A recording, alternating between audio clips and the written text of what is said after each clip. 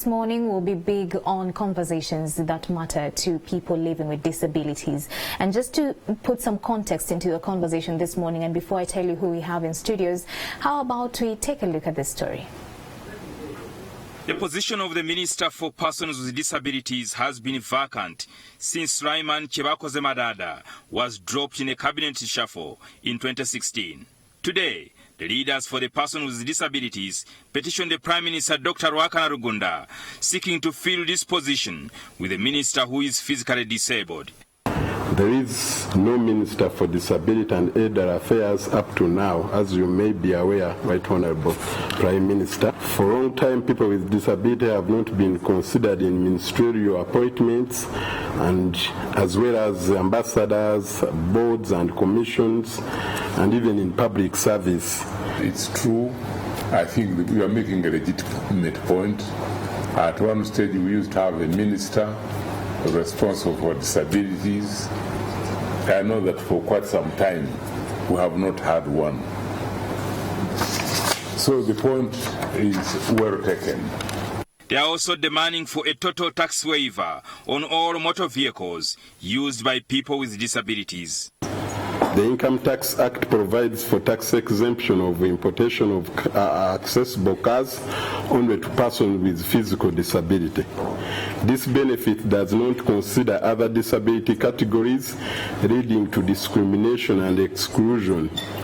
The next of kin, the other key point, Right Honourable Prime Minister, even those persons with physical disability who have been benefiting from that provision of the law, the next of kin or caregivers are not allowed to drive these cars.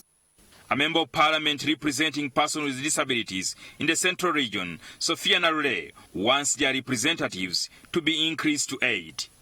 So the demands on the member of parliament are quite big. So our humble request, I don't know whether it can work or not, but at least if we can have an additional 3 members of parliament, so that each sub-region of Uganda has got 1 woman and 1 man to represent persons with disabilities. But sincerely, with the national constituency, you run from here to Padel to Chisoro, it is really hard to do some meaningful work. We have tried. Looking for votes. That is very expensive, and it is only advantageous to the people who have established themselves economically.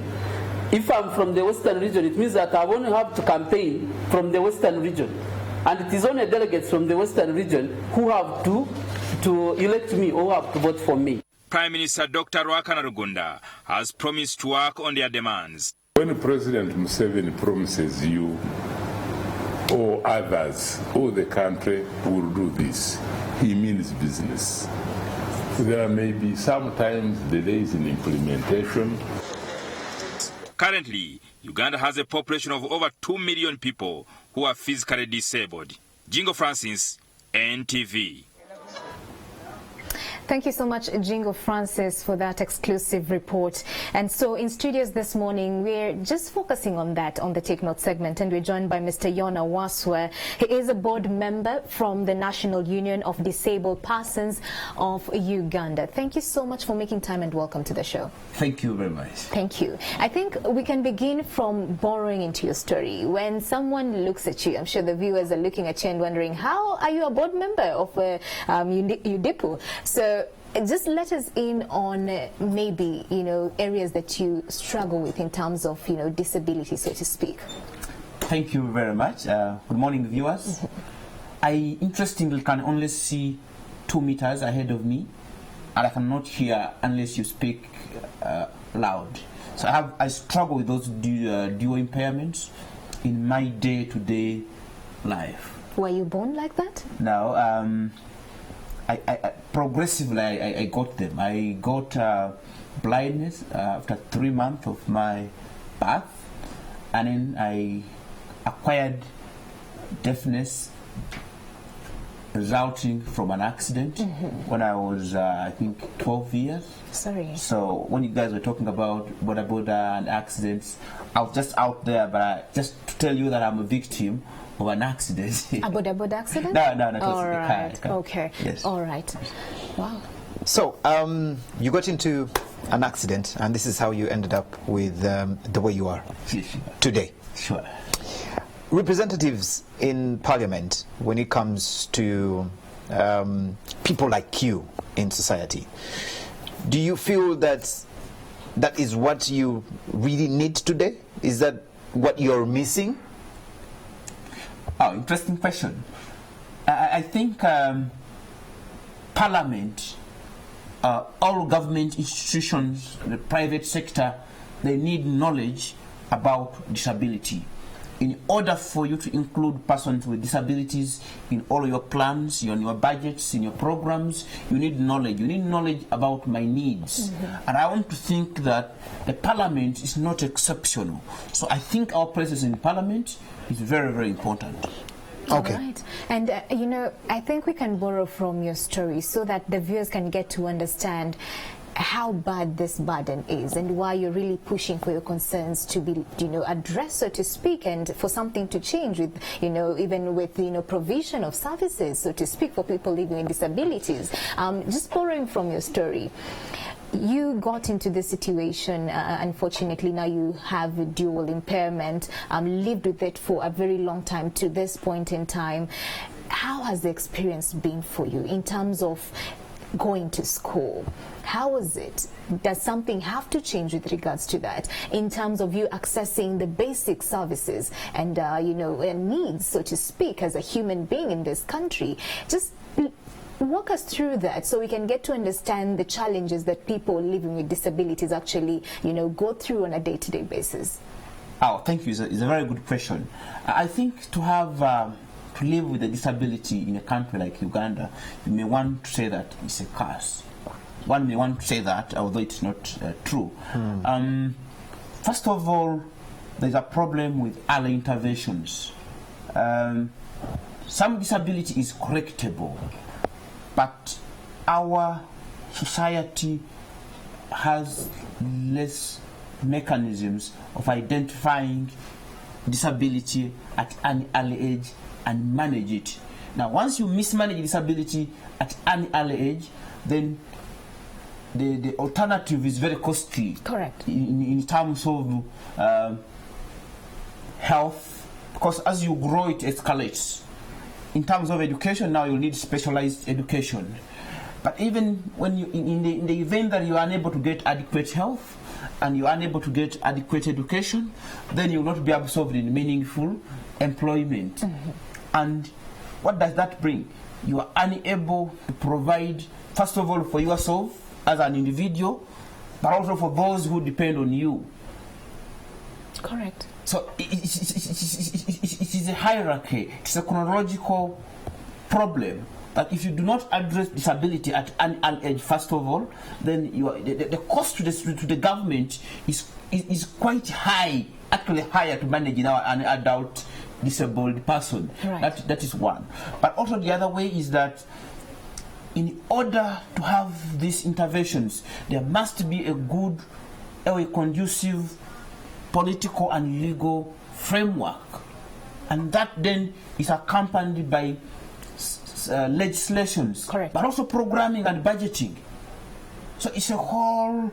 So as a disabled person, you have issues to do with accessing the basic needs, but also the existing framework is doing less accord you what you need. So pointers here, number one, trying to, you know, nip the bud, so to speak, and address the problem from the onset, like you're saying, you know what, addressing these issues, and if it's a child who has issues, making sure that you address them on time, and if you can reverse the condition, that is not there. That has to be worked out on. All right, and then also the school system has to be worked upon.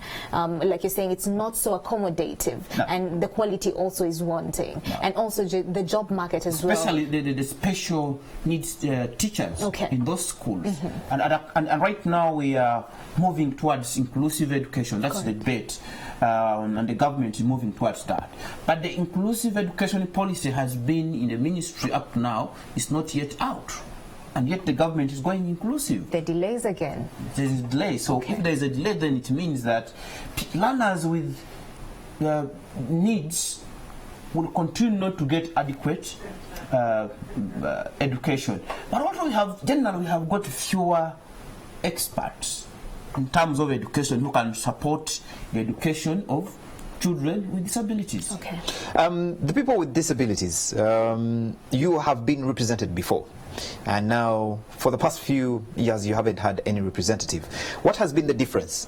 What has been the difference with when you were represented and now you're not represented? Yeah, I think first of all I'll put that into the general concept, then I'll come back to what has been the problem of the disability movement. Okay. Our country, the authorities that appoint has been blessed to appoint various ministers for various segments of the population. Have one in charge of TESO, have one in terms of what's this, the Buganda, the Royal Triangle, we have one Karamoja, we have one for the youth, we have one for all this. And interesting even for us, he was pleased enough to give us a minister. And I thought that's a general concept. At least each segment has a minister, right? And so now come to us. What has happened, what did not happen? During the time when we had a minister in charge of disability affairs, just before I say that, I want to make a correction. We are not demanding for a person with a disability to be a minister for disability affairs.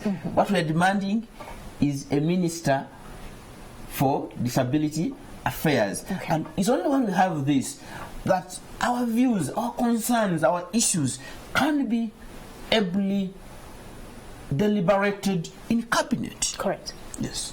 Correct. And like he asked, what has changed, like in terms of yes, your exactly. experiences, before you were represented, so to speak, and over the past few years, that representation has not been there. So in terms of your experiences as people living with disabilities and you pretty much your concerns being tabled in this, very pertinent, circles, parliament, so to speak, where they, put in place laws, what has changed in terms of experiences? Okay, thank you. During the time when we had our minister, is when the Disability Act was enacted, and that was 2006. The Disability Policy 2006 was enacted during that time. The National Council for Disability Act of 2003 was enacted, and the council was established. By that time we had the Minister for Elderly and Disability Affairs. Then progressively in 2008 the government of Uganda ratified the United Nations Convention on the Rights of Persons with Disabilities. And around 2014 it presented its state report to the extent of implementation of this convention in Geneva with a committee of experts. And the ministers, the respective ministers for disabilities, were very, very instrumental during that time.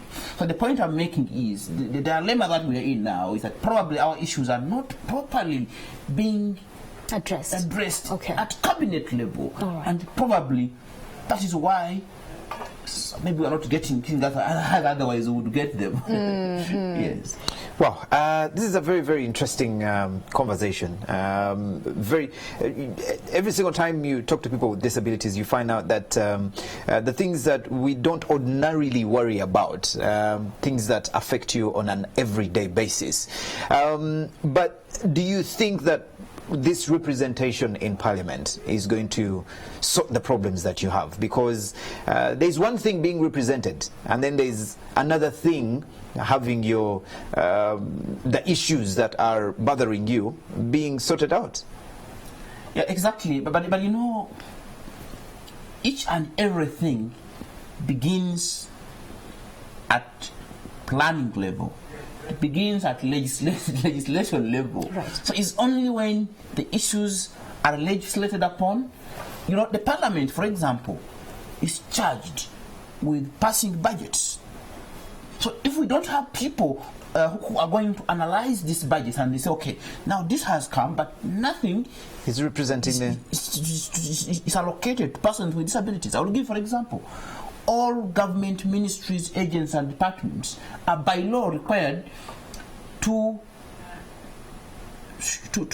obtain a certificate of gender and equity compliance from the Equal Opportunities Commission before their budget can be passed by Parliament. And the Equal Opportunities Commission has come up with guidelines. You know, gender is a generally known thing. Right. But under equity, there are three. We have people living with disabilities. We have the age has the children, the youth, and the older persons. And then people in hard-to-reach areas. You know them, the Karamoja, West Nile, Rwenzori region, and so on and so forth. Now, ideally, government ministries, agents, and department budget framework papers must demonstrate that they are complying, that they are going to include the needs of gender and equity. Right. So we must be having experts in Parliament before they they approve these budgets, analyze these budgets and see whether truly there has been compliance. Okay, all right. Let's look at as we wrap this up, because you know that education is critical. Sure. Education, both for people who handle, you know, people living with disabilities, and also for them that, you know, live with disabilities, so to speak. Because you see, that then is a channel to you accessing quality healthcare, and also a channel to you accessing, you know, employability and employment opportunities, so to speak. In terms of education, we've been having a conversation, you know, that there needs to be a complete overhaul of the education system. Do you maintain the same thoughts as people living with disabilities, over and above now that you know that there are, you know, huge gaps in the, you know, institutions of education for people living with disabilities, so to speak? I think we do submit that there must be vocationalization of the education system, because there are very few people with disabilities who have sailed through the hurdles of education, and they are able to get jobs at a nice place like NTV. But these people, if they are equipped with vocational skills, they can be able to earn a living. Look at agriculture, for example. It is employing almost over 80% of our disabled persons. And of now we're talking about modernization of agriculture, for example, a country as large. But has anybody done some bit of research in government to see how do you make this technology accessible and friendly to all persons with disabilities? Right. So our view is that we must go vocational. Okay. Yes. Right. Wow. Thank you very much, Mr. Yona Waswa, for joining us today. He is a board member of Nodipu and representing the blind. Today on our Tech Note session, we have been looking at the concerns from the people living with disabilities. They had a meeting with the Prime Minister and made some demands, and we hope that those demands are met, and hopefully there is a better life ahead for people living with disabilities. Thank you very much, Mr. Yona, for joining us Thank today. you very much for hosting us. We are very appreciative to NTV for considering to invite persons with disabilities. We look forward to partnering with you. But as I leave, I have to thank one of your staff, Mama Teo. You know him? Yes, we do. Mama Teo is personally, she has done much in my life. Okay. At a personal level. Okay. So, but also at Sabit in general, we are appreciative for NTV for ever airing out our stories, forever inviting us and making the public aware. So we are very, very, very grateful.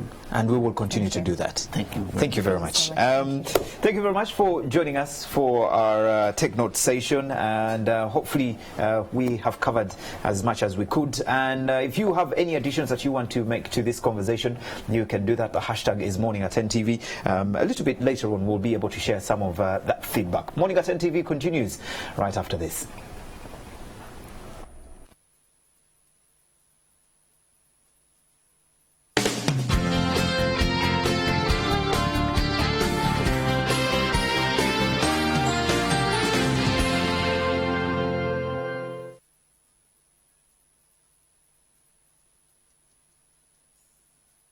Road safety remains a challenge in our country. Vivo Energy Uganda and NTV, together with Ministry of Works and Transport and Uganda